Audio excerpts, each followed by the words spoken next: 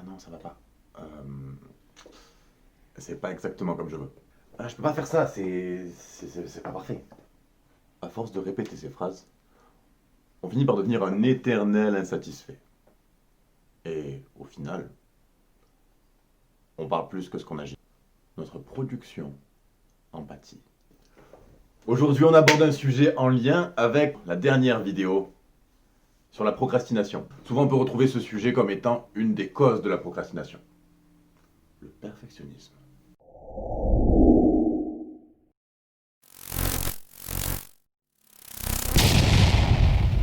Bon, pas besoin de définition du perfectionnisme, on sait tout ce que c'est. Être minutieux et appliqué, c'est bien. Prendre soin de soi ou de n'importe quelle chose que l'on décide de faire, c'est une très bonne chose.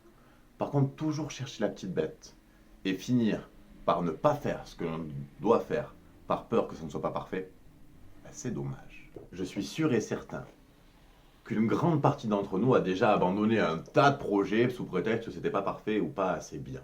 Alors, premièrement, il y a une égalité dans notre tête qu'il faut supprimer. Pas parfait égale nul. C'est faux, complètement faux. Entre nul, zéro, et pas parfait, il y a une grande plage de progression. Et la seule chose qui est nulle, c'est ce que tu ne fais pas. On fait beaucoup trop souvent cet amalgame. Et je l'ai déjà dit dans la procrastination, 1 vaut mieux que 0. Si je fais quelque chose d'imparfait, ben je peux m'améliorer. La problématique qu'il y a, c'est que on a cette croyance à l'intérieur de nous qu'il faut que tout soit parfait déjà dans nos têtes, que tout soit déjà tout carré, tout planifié, pour pouvoir passer à l'action. Ben ça, c'est une belle erreur. Parce que si tu avais fonctionné de la même façon quand tu as appris à marcher, tu ne serais jamais tombé. Et aujourd'hui, ben, tu serais mal barré. Souviens-toi, tu as fait des erreurs, tu as appris. N'importe quelle chose dans laquelle tu excelles aujourd'hui, dans laquelle tes résultats sont presque parfaits. Prenons marcher par exemple.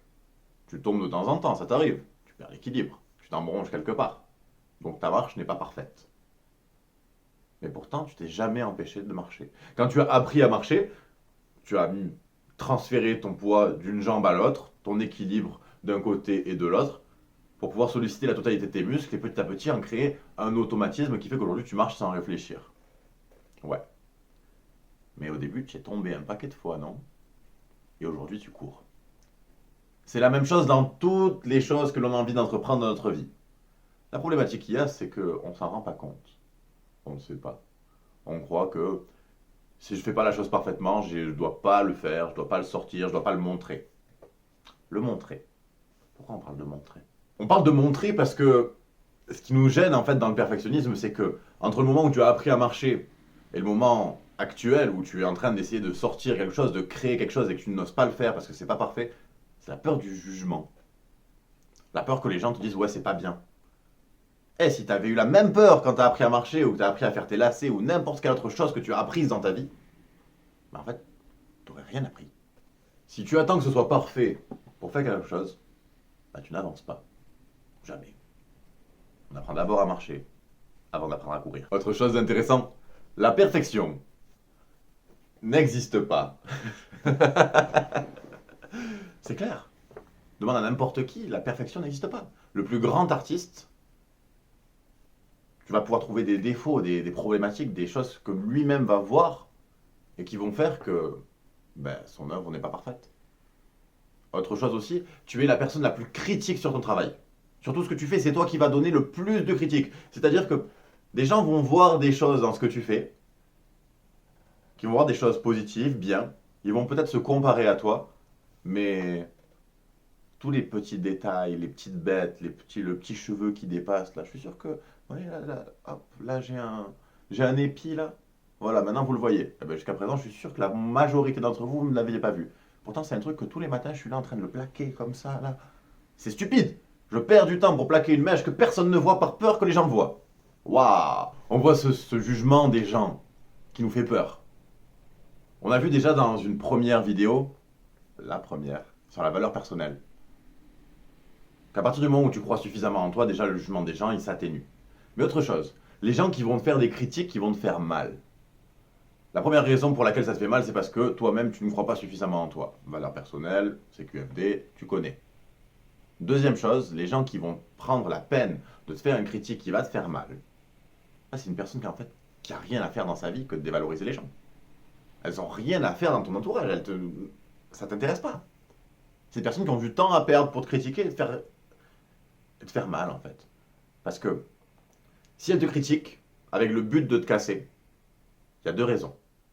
Soit tu es meilleur qu'elle, soit elle a peur que tu deviennes meilleur qu'elle. Dans tous les cas, c'est encourageant pour continuer. Deuxième chose, si une personne te fait une critique sans le but de te faire du mal, prends la critique et améliore-toi. Tiens, petit exercice. Tu vois cette sensation que tu peux avoir lorsque tu fais quelque chose et que c'est pas parfait pour toi. La sensation à l'intérieur de toi, ça peut être l'insatisfaction, ça peut être la peur du jugement. Je vais te donner un exercice qui est ultra puissant, ultra efficace. Ça vient de la PNL. C'est ce que j'appelle la visualisation.